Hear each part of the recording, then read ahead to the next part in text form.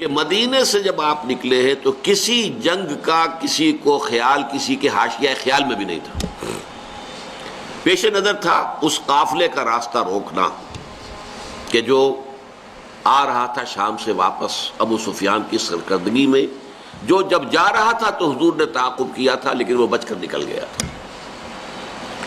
اسی لیے کسی نے اہتمام نہیں کیا کہ وہ اسلحہ ساتھ لے۔ اندازہ تو کیجئے 313 افراد میں سے صرف 2 کے پاس تلواریں تھیں، اسلحہ بھی نہیں لیا۔ کیا کرنا ہے؟ قافلے کو جا کر جو ہے روکنا ہے، قافلے کو لوٹنا ہے کہہ لیجئے۔ لہذا کو کثیر تعداد جو بھی گئی ہے وہ اسی خیال سے نکلی ہے، اور اس میں کوئی بری بات نہیں ہے۔ باطل سے گویا کہ جنگ تو پہلے دن سے شروع ہو گئی تھی۔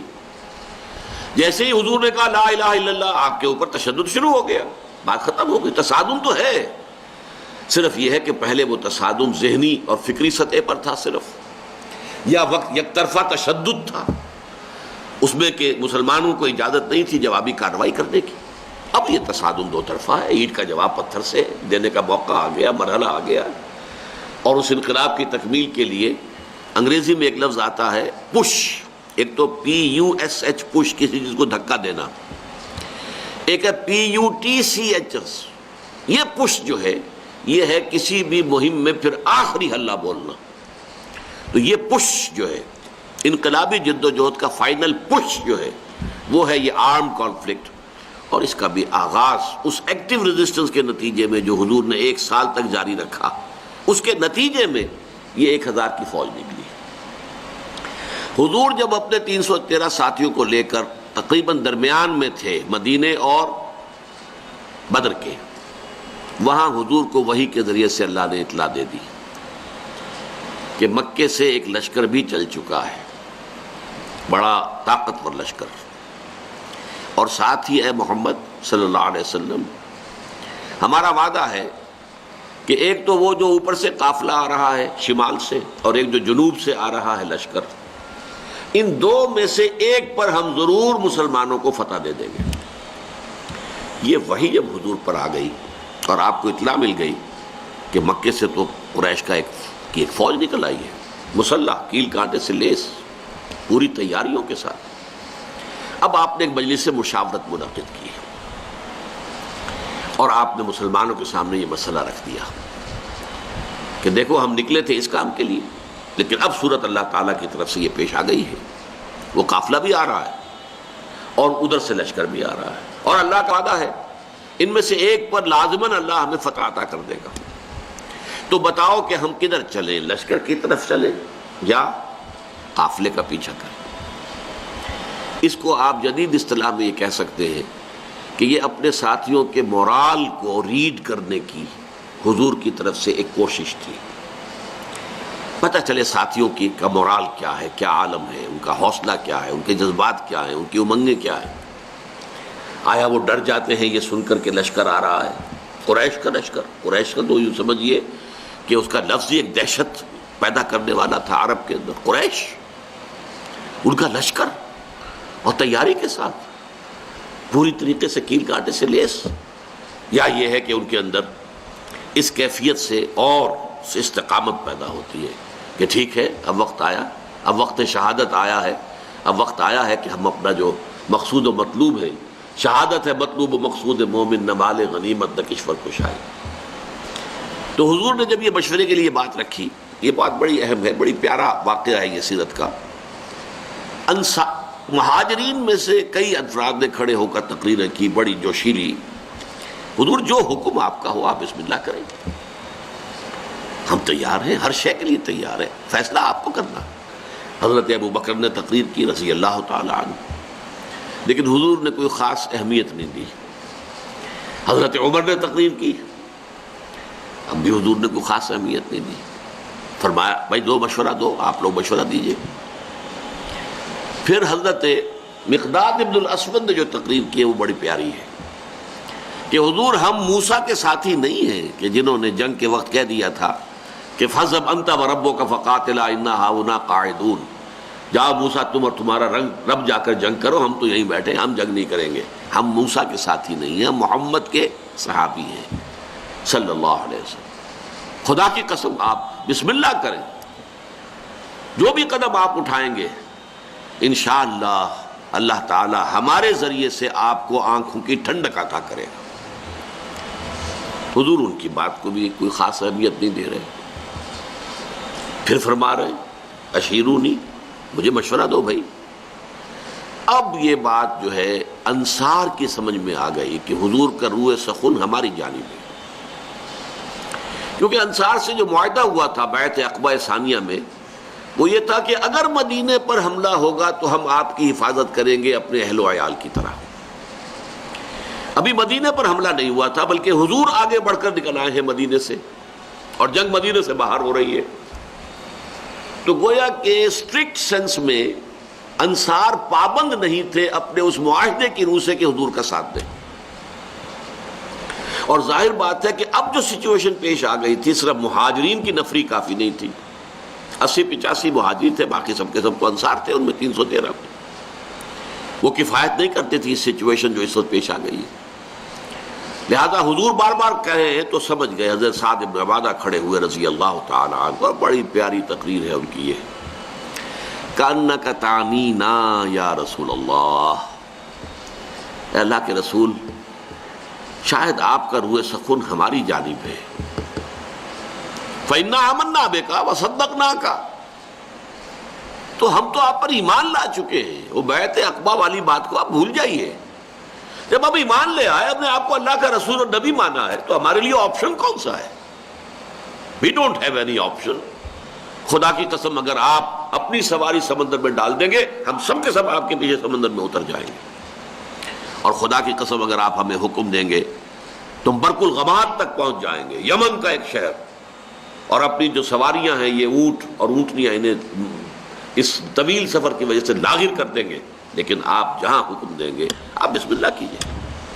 اس پر آتا ہے کہ حضور کا چہرہ کھل اٹھا، خوشی کے اور بشاشت کے آثار کہ یہ جو جماعت میں نے تیار کی ہے اتنی محنت سے، دعوت اور تربیت اور تنظیم کے مراحل جو میں گزار کے لایا ہوں، یہ جماعت اب تیار ہے فی الواقع اس آخری مرحلے میں داخل ہونے کے لیے. اب ہم پوری طریقے سے فٹ ہیں. اس پر آپ کے چہرے پر بشاشت آئی. اس کے بعد آپ نے کہا تو چلو پھر بدر کی طرف. اب یہ میں آپ سے عرض کر چکا ہوں کہ وہ قافلہ تو بدر کی وادی میں داخل ہی نہیں ہوا. ابو سفیان اس کو لے کر پہاڑی سلسلے کے ادھر مغرب کی طرف سے ہوتے ہوئے ساحل سمندر کے ساتھ ساتھ لمبا سفر کر کے بچ کے نکل گئے.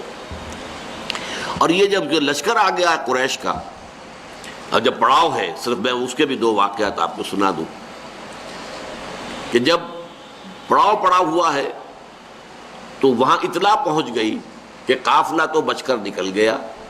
ابو سفیان کا پیغام آ گیا کہ میں قافلے کو بحفاظت لے کر مکے پہنچ گیا. اب یہاں سوال پیدا ہوا پھر وہی ہاکس اینڈ ڈوز کا معاملہ. ڈوز نے یہ سوچا کہ اب خوریزی کاہے کے لیے، ہم تو نکلے تھے اپنے قافلے کی حفاظت کے لیے، قافلہ تو پہنچ گیا. لیکن جو ہاکس تھے ان کو تو سمجھ میں یہ آیا کہ یہ تو ہمیں موقع مل گیا، گاڈ گیون اپارچونٹی. یہ ڈوز ہماری بات چلنے نہیں دے رہے تھے. اب جو ہے اب ہم یہاں تک پہنچ گئے ہیں، مدینہ یہاں سے صرف 80 میل دور ہے، ہم کہاں سے کہاں تک ہو کر یہاں پہنچ گئے ہیں، تو اب تو موقع ہے، اب یہاں سے واپس جانے کا کیا سوال. حضرت حکیم بن حزام رضی اللہ تعالی عنہ اس وقت تک ابھی ایمان نہیں لائے تھے. وہ گئے عتبہ کے پاس. کیا عتبہ، دیکھیے ہمارا جو وہ قافلہ تھا وہ تو بچ کے جا چکا ہے، اب یہ خامخواہ کی خوریزی اور جنگ کاہے کے لیے. آپ کی حیثیت یہ ہے قریش کے ہاں کہ اگر آپ اس کو روکنا چاہیں تو جنگ اب بھی رک سکتی ہے. اس نے بھی کہا ٹھیک ہے بات تو تمہاری صحیح ہے، اچھا چلو چلتے ہیں ابو جہل کے پاس. وہ he was the chief of the ہاکس. وہاں جا کر بات کی اور وہ شخص جو تھا پھر اس نے پینترا بدلا، تانا دیا عتبہ کو. عتبہ کے بیٹے تھے حضرت حذیفہ رضی اللہ تعالی عنہ جو ایمان لا چکے تھے، حضور کے ساتھ تھے. ہاں معلوم ہوتا ہے عتبہ بیٹے کو سامنے دیکھ کر تم پر بزدلی طاری ہو گئی ہے. اب یہ عرب کے لیے بہت بڑا تعمیر تھا. دوسری طرف اس نے یہ کیا کہ وہ جو ایک مارا گیا تھا وادی نخلہ میں ایک مشرک، اس کے بھائی کو بلایا کہ دیکھو یہ تمہارے بھائی کے قاتل جو ہیں وہ سامنے پڑے ہوئے ہیں، لیکن یہ لوگ چاہتے ہیں کہ جنگ نہ ہو۔ اس نے فوراً کپڑے پھاڑے، وہاں کا جو ان کا ایک قبائلی رواج تھا، چیخنا چلانا شروع کیا اپنے اس مقتول بھائی کا نام لے کر کے، اس کا انتقام، اس کا قصاص لے کر جائیں گے، واپس نہیں جائیں گے واپس یہاں سے۔ عتبہ نے بھی اس طعنے کا جواب دیا کہ یہ صبح معلوم ہوگا کہ کون کاورڈ ہے، کون بزدل ہے۔ ظاہر بات ہے کہ عتبہ کو یہ بات کھا گئی، وہ چونکہ نسبتاً شریف النفس لوگوں میں سے تھا، یعنی عمر کے اعتبار سے بھی بزرگ، ویسے بھی تباہ ہے ہر ایک کی، جیسے کہ وہ شعر ہے کہ نہ ہر زن زنست و نہ ہر مرد مرد، خدا پنج انگوش یکساں نہ کر۔ نہ اہل ایمان میں سے سب ایک درجے کے تھے، برابر کے تھے، نہ کفار میں سب ایک درجے کے تھے۔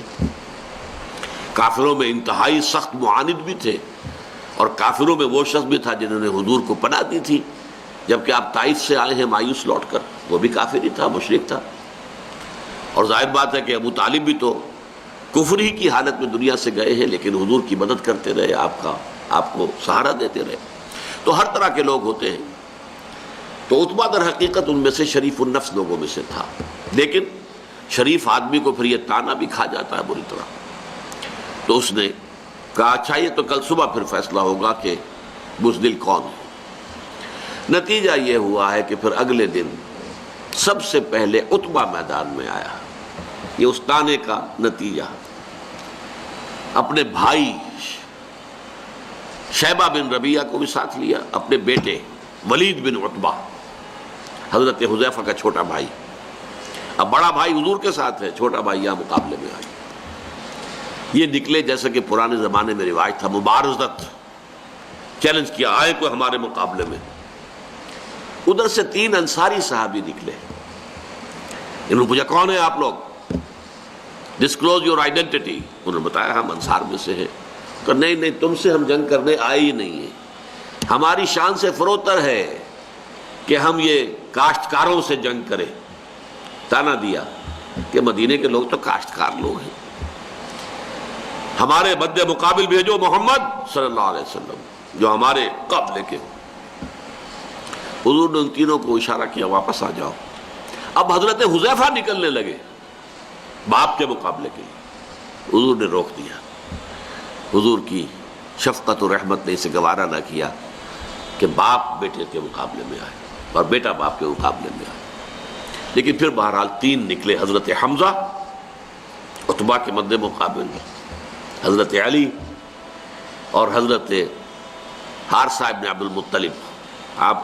یہ بن مطلب، عبد المطلب نہیں، یہ 3 قرشی نکلے۔ ہاں انہوں نے جب بتایا کہ ہاں ٹھیک ہے اب ہمارے مقابلہ جو ہے برابر کی چوٹ کا ہے۔ بہرحال نتیجہ کیا نکلا کہ تینوں کو واصل جہنم کیا، اگرچہ حضرت حارثہ جو تھے وہ بھی زخمی ہو گئے، تلوار کا وار ان کی ٹانگ پر پڑا، ٹانگ کٹ گئی تو گر گئے، لیکن پھر جس سے مقابلہ ہو رہا تھا حضرت علی نے اس کو بھی واصل جہنم کیا۔